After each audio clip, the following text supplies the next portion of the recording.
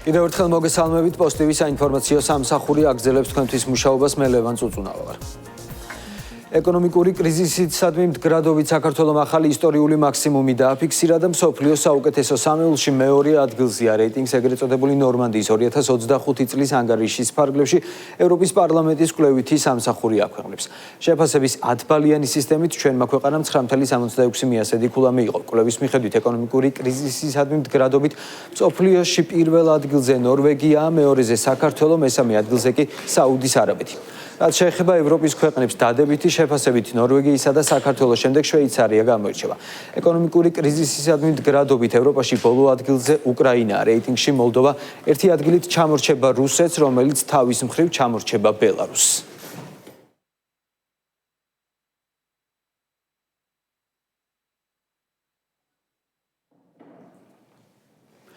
სტიქიიდან მეორე დღეს თელავში სალიკვიდაციო სამუშაოები 24 საათიან რეჟიმში გრძელდება. პროცესში ჩართულია კახეთის რეგიონის 8 მუნიციპალიტეტი. იმ ადგილების დასუფთავებაში, სადაც მძიმე ტექნიკით მუშაობა შეუძლებელია, ცოცხალი ძალა ჩაერთო. ინტენსიური სამუშაოების შედეგად კავკასიონის ქუჩაზე მოძრაობა გუშინ საღამოს აღდგა. თელავის ხევი კი თავის კალაპოტს დაუბრუნდა. გრძელდება ნაპირსამაგრის სამუშაოები, ტერიტორიიდან გააქვთ ქვაღოროები. სტიქიის ზონაში მცხოვრებ მოქალაქეებს ელექტროენერგია ისევ არ მიეწოდებათ. ბუნებრივი აირის გარეშეა დარჩენილი ათასობით აბონენტი, თუმცა შესაბამისი კომპანიების ტექნიკური ჯგუფები საგანგებო რეჟიმში მუშაობენ. როგორც ხედავთ, ადგილზე რჩება საავტომობილო გზების დეპარტამენტი, რომელიც კოორდინირებას უწევს მასშტაბურ სალიკვიდაციო სამუშაოებს. ეს ჩახერგილი ხიდი გახსნილია, წყალი კალაპოტშია უკვე მოქცეული, შესაბამისად მიმდინარეობს ამ ნატანი მასის გატანა. ასევე მიმდინარეობს შესწავლა თელავში სხვა ადიდებული თელავის მუნიციპალიტეტის სხვა ადიდებული ხევებისგან მიყენებული ზიანის.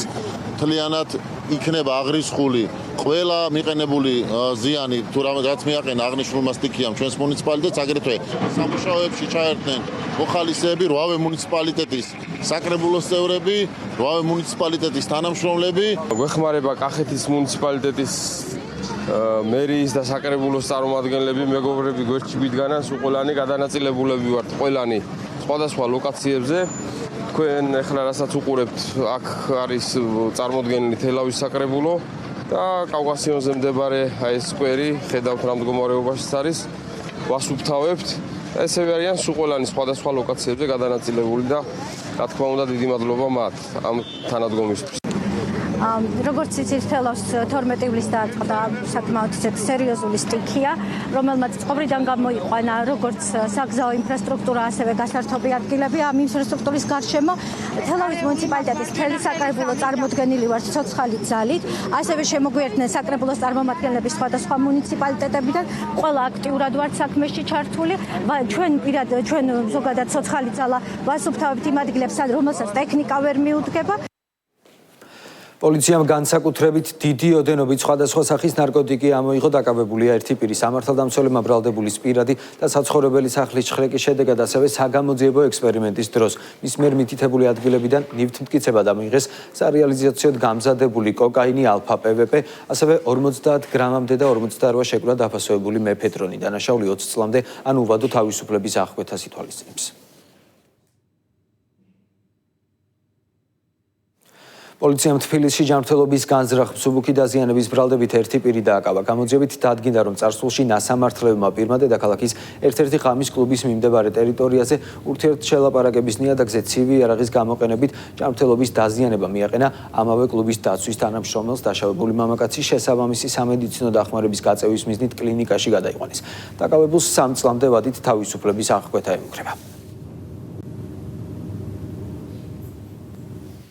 სვეტიცხოვლის საპატრიარქო ტაძარში დილიდან ხალხმრავლობა საქართველოს მართლმადიდებელი ეკლესია 12 მოციქულის ხსენების დღეს აღნიშნავს.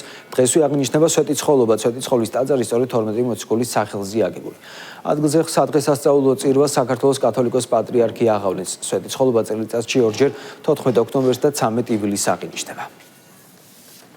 გილოცავთ დღევანდელ დღეს არის სვეტიცხოვლობა, 12 მოციქულის ხსენება, მოგეხსენებათ სვეტიცხოვლის საპატრიარქო ტაძარი არის 12 მოციქულის სახელობის და ამიტომ დღევანდელ დღეს უწმინდესი და უნეტარესი შიო მესამე აღავლენს წირვას სვეტიცხოვლის საპატრიარქო ტაძარში. მიულოცავს სრულიად საქართველოს ამ წმინდა დღესასწაულს და უსურვებ რა ის სიწმინდე, რომელიც აქ ტრიალებს ძველი აღთქმის და ახალი აღთქმის სინთეზის, აი ეს ყველაფერი იყოს გაერთიანებული ჩვენ სამშობლოში. ძველის და ახლის შერწყმით ყოფილიყოს ისეთი წამების, ისეთი დღეების ერთიანობა, სადაც ყოველი წუთი ქრისტესთან ერთად არის, ყოველი წუთი ქრისტეს მიერ სიყვარულით არის ახსოვს. ასე რომ სამითაობის მთლიანობით, ერთიანობით და დიდი სიყვარულით. ევრობიუროკრატების შეხვედრების სასულიერო პირებთან და საუბარი LGBT პროპაგანდაზე. თბილისის მთავარანგელოზ მიქაელის სახელობის ტაძრის წინამძღვარი დეკანოზი ალექსანდრე გალდავა ევროპარლამენტარებთან აუდიენციის დეტალებს იხსენებს. მისი თქმით, საპატრიარქოს დელეგაციამ ევროპელ პოლიტიკოსებს, მათ შორის ანდრიუს კუბილიუსსა და რასა იუკნევიჩიანეს ქართველი ხალხის განწყობები გადასცა. როგორც დეკანოზი აღნიშნავს, ერთ-ერთი უმთავრესი თემა, რომელიც ხალხისთვის მიუღებელია LGBT დღის წესრიგის თავსმოხვევაა. ალექსანდრე გალდავას თქმით, საუბარი შეეხო ნაციონალური მოძრაობის რეჟიმსაც და ევრობიუროკრატების რეალობას მოკლებულ განცხადებებს, რომლებიც იმ პერიოდში კეთდებოდა. იყო საუბარი წინა ხელისუფლებაზე, თქვათ, ნაციონალურ მოძრაობაზე თუ რა ბოროტება ჩაიდინა ქართველი ხალხის წინაშე. ვეუბნებოდით, რომ თქვენ ვისაც დემოკრატიის შუქურას ეძახით, ჩვენთვის ისინი არის ადამიანების მტანჯველები და მდევნელები, რაზეც ისინი უარს ამბობდნენ და არიღებდნენ ამას, რომ ხوارთ იმ ზოგად ტენდენციებზე, რომელიც დღეს რაღაცნაირად თავს მოხვეულია თვითონ ევროპისთვისაც და ჩვენთვისაც. იგივე LGBT-ს თემა, აღლუმების ჩატარება, პროპაგანდა, მათთვის ასე ღიად წარმოჩინება და სკოლებში და თქვათ საჯარო სივრცეებში ღია ფორმები დემონსტრირება ამისი ჩვენთვის მიუღებელია. ჩვენ ვართ სასულიერო პირები, რომელსაც ხალხთან პირდაპირ მაჯა გვიჭირავს, ასე ვთქვა და მათი განწყობები ძალიან კარგად ვიცით და დამოკიდებულებები ძალიან კარგად ვიცით. ამიტომაც თუ გინდათ რომ ქართველი ხალხის აზრი გაიგონოთ, ჩვენც მოგვისმინეთ, იმიტომ რომ ბევრი ადამიანი, დიდი ოდენობით ქართველის აზრს წარმოადგენთ, თქვათ, ევროპარლამენტში და იყო ამ მხრივ მაინც ზედაპირული იყო მათი დამოკიდებულება. ანაკლიის ღრმაწლოვანი პორტის ლენდლორდის მოდელით აშენების მნიშვნელობაზე კიდევ ერთხელ ვრცლად ისაუბრა ეკონომიკისა და მდგრადი განვითარების მინისტრმა. როგორც მარიამ ქვრივიშვილი განმარტავს, ამ გადაწყვეტილებით ქვეყნისთვის სტრატეგიულად მნიშვნელოვანი ობიექტი ერთი მხრივ მთლიანად საქართველოს მფლობელობაში რჩება, მეორე მხრივ კი ტვირთნაკადების უფრო მეტად მოზიდვის შესაძლებლობა ჩნდება. არ არის გასაკვირი ოპონენტების მსგავსი, ასე ვთქვათ, ინიციატივები, იმიტომ რომ ისინი შეჩვეულები იყვნენ, არიან და ალბათ ყოველთვის იქნებიან, რომ გადაწყვეტილებები მიიღონ გარედან, ასე ვთქვათ, კარნახის საფუძველს.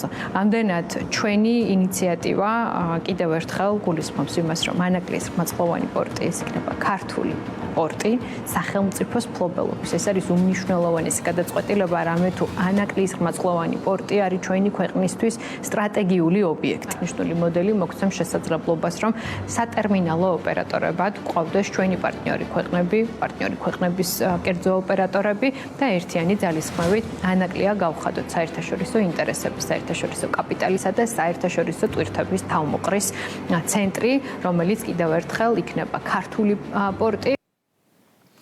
ხმაური სიხარულისთვის ორდღიან მუსიკალურ ფესტივალს ოქსიგენი 2026 რუსთავში ემოციური დასასრული ჰქონდა. პროექტის შემოქმედებით მათ ჯგუფმა 25 წლის რუსთაველი ახალგაზრდის თორნიკე სიუკაევის ოჯახს საჩუქრად ბინა გადასცა.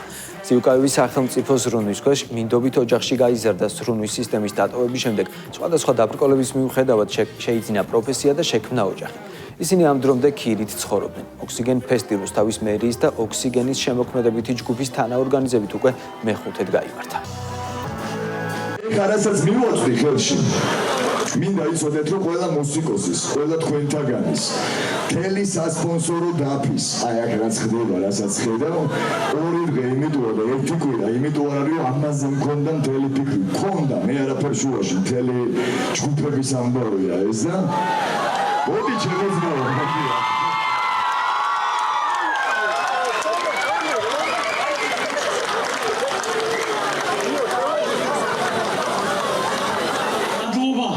ყველა იმ ადამიანს, ვინც აი ამ კარგ საქმეში ოდნავი წვლილი მაინც შეიტანა სრულიად ყველას.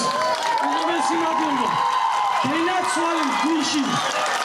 მეთმა ყველა ზარამოქცე ყოველივე კარგი საქმის კეთებისთვის. ფესტივალის კულმინაციური დღე შედგა. დიდება უფალს და მადლობა მთელ რუსთავს. ხმაური სიხარულისთვის იყო ის, რომ აი ამ პატიოსანი ოქროს ბიჭისთვის რაღაცნაირად გულიდან ნესაჩუქარი გასულიყო. ტრადიცია ეს არის ახალგაზრდებისთვის. ძალიან მაგარი შანსი რომ გამოვიდნენ სცენაზე. გახარებულები ვართ ყველა.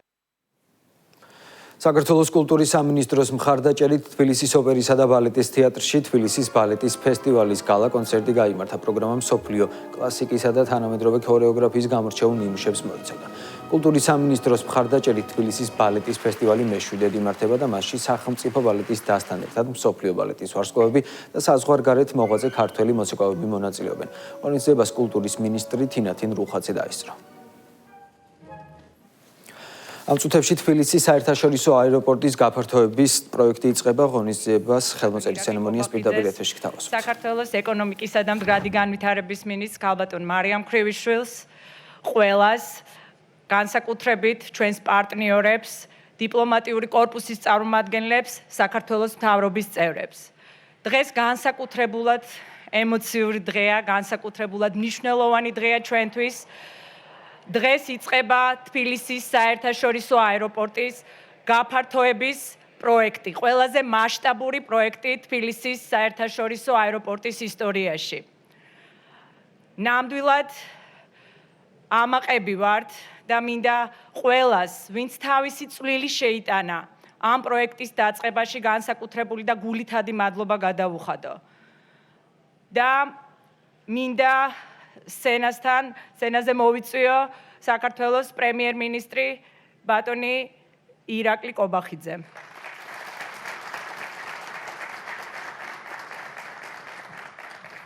მოგესალმებით, ქალბატონებო და ბატონებო, მივესალმები საქართველოს ეკონომიკისა და მდგრადი განვითარების მინისტრს ქალბატონ მარიამ ქრივიშვილს, მივესალმები მინისტრებს, პარლამენტარებს, მივესალმები იტავ აეროპორტის აღმასრულებელი კომიტეტის თავმჯდომარეს ბატონ ფრენკ მერეიდეს, მივესალმები იტავ ჯორჯიას გენერალურ მენეჯერს ქალბატონ თია ზაქარაძეს, მოგესალმებით ძვირფასი სტუმრებო. დღეს ვიწყებთ შოთა რუსთაველის სახელობის თბილისის საერთაშორისო აეროპორტის გაფართოებისა და განვითარების ერთ-ერთ ყველაზე მასშტაბურ პროექტს, რომელიც საქართველოს მთავრობის თანმიმდევრული პოლიტიკის კიდევ ერთი მნიშვნელოვანი შედეგია. სახელმწიფოსა და ტავ ჯორჯიას შორის გაფორმებული შეთანხმების შესაბამისად, რომლითაც სრულად არის დაცული სახელმწიფოს ინტერესები, ინვესტორი პროექტში განახორციელებს $150 მილიონზე მეტი მოცულობის ინვესტიციას, რის შედეგადაც საქართველოს მთავარი საერთაშორისო აეროპორტის შესაძლებლობები მნიშვნელოვნად გაიზრდება. თბილისის საერთაშორისო აეროპორტი არის საქართველოს ერთ-ერთი უმნიშვნელოვანესი სტრატეგიული ინფრასტრუქტურული ობიექტი, რომელსაც ჩვენი ქვეყნის ეკონომიკური განვითარების, დაკავშირებადობის, ტურისტული და საინვესტიციო მიზიდულობის თვალსაზრისით საკვანძო ფუნქცია აკისრია.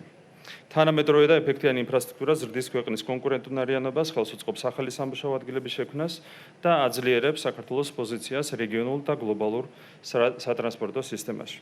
სწორედ ამიტომ ჩვენი ხელისუფლება მსგავსი მასშტაბური პროექტების განხორციელებას განსაკუთრებულ ყურადღებას უთმობს. პროექტის დასრულების შემდეგ თბილისის საერთაშორისო აეროპორტის წლიური გამტარუნარიანობა 10 მილიონ გზავრამდე გაიზრდება. ჩვენთვის პრიორიტეტია არა მხოლოდ ინფრასტრუქტურის განვითარება, არამედ ასევე მგზავრებისთვის თანამედროვე, კომფორტული და საერთაშორისო სტანდარტების შესაბამისი გარემოს შექმნა.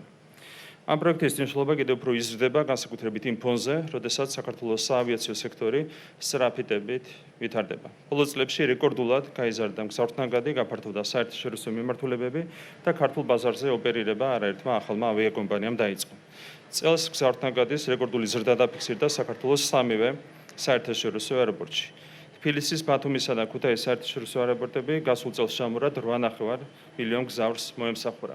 მთლიანობაში 2025 წელი იყო რეკორდული ყველა თვალსაზრისით, როგორც მგზავრთნაგადის ზრდის თვალსაზრისით, ასევე ზოგადად ტურიზმის სექტორის განვითარების თვალსაზრისით ჰქონდა რეკორდული შემოსავლები ტურიზმის სექტორში, რაც ბუნებრივია ავიაციასაც სათანადოდ აისახა და მიუხედავად იმისა, რომ წელს კრიზისის ფონზე ჰქონდა მცირე შენელება პროცესების ივნისიც იყო რეკორდული ამ თვალსაზრისით შესაბამისად ძალიან ოპტიმისტურად უყურებთ რა თქმა უნდა წლევანდელ წელსაც.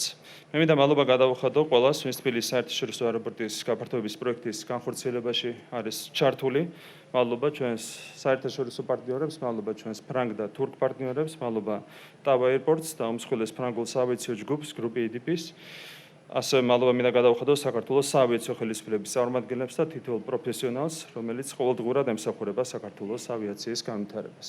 ასევე მინდა მადლობა გადავუხადო საქართველოს ეკონომიკისა და მდგრადი განვითარების მინისტრს ქალბატონ მარიამ ქრივიშვილს, რომლის ძალისხმევისა და ეფექტიანი მუშაობის შედეგია ის, რომ თბილისის საერთაშორისო აეროპორტის გაფართოების პროექტი სახელმწიფო ინტერესების მაქსიმალური გათვალისწინების პირობებში ხორციელდება.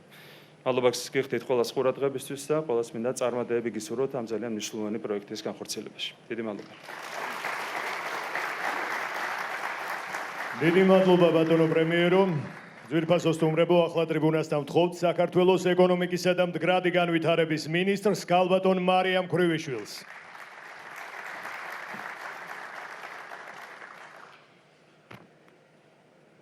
მოგესალმებით, მივესალმები საქართველოს პრემიერ-მინისტრს, მივესალმები მინისტრთა კაბინეტის წარმომადგენლებს, პარლამენტის წევრებს, დიპლომატიური კორპუსის წარმომადგენლებს, მივესალმები TAV Georgias თანამშრომლებს, მის ხელმძღვანელს, ისევე როგორც მოგესალმებით თითოეულ თქვენგანს, პატივცემულო ავიაციის სექტორის წარმომადგენლებო და ჩვენო პარტნიორებო. ასევე მინდა მივესალმო TAV აეროპორტის აღმასრულებელი